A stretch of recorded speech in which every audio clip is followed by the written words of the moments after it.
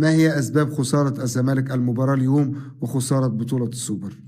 التحكيم. معقولة؟ طبعا النهارده النادي الاهلي خد السوبر بالتحكيم، ما فيهاش نقاش. النهارده لما انت جايب لي حكم يدي 6 بدل وقت بدل ضايع، ومن الدقيقه 70 النادي الاهلي بيضيع في وقت، وكام كوره لعيبه وقعت في الملعب، وفي الاخر بتدي 6 دقايق وقت بضيع جون ليك الجزيري. هدف رسمي، هدف رسمي الجزيري تلغيه، بجانب ان شيكو بنزا ليه ضربه جزاء على محمد هاني ومحجم لعيبتك.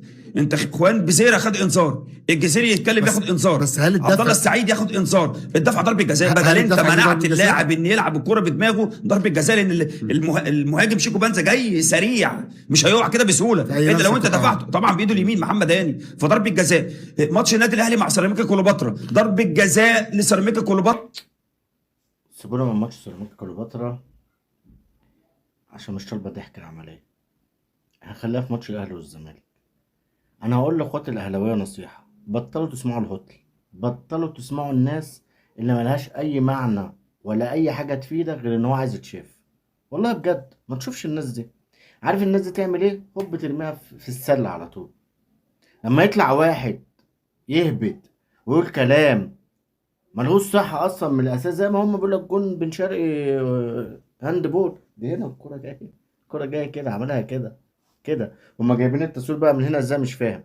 اخترعوا في منت ان هما بيلاقوا اي حجه في المباراه ازاي مش فاهم. ما يطلعش يقول لك ده فرقتي وحشه، الاداء زي الزفت.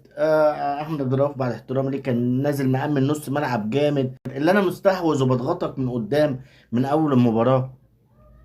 واحد بقى زي الدرديري على خالد الغندور على اللي كان لسانهم قد كده قد كده. خالد الغندور ده يقول لك انا كسبت بيراميدز يبقى انا بطل افريقيا. دلوقتي بغير قراره النهارده. ماسكين حكم مصري مش نافع، مش عارف نجيب لهم حكام منين. بيتفرجوا على ماتش تقريبا احنا كنا بنتفرج على ماتش تاني مش اللي كنا النهارده. معرفش الناس بتطلع بكل بجاحه بكل بجاحه تطلع تتكلم كده. يعني ليه عين ان انا اتكلم؟ انا والله ما كان النادي الاهلي يتعادل. طب انا اعمل ايه؟ لما الواحد متضايق خايف يغلط في حد اخد جنب. دول ما بياخدوش جنب، دول بجحين.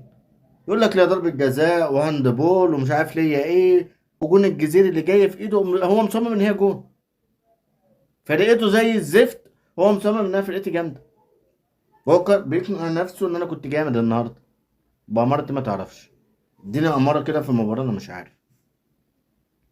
بيطلعوش بقى يقولوا كلمه الحق ان انا فرقتي كانت وحشه، ان انا ما استحقش الفوز، اللي النادي الاهلي النهارده كان كويس. يكفى روح لعيبه النادي الاهلي.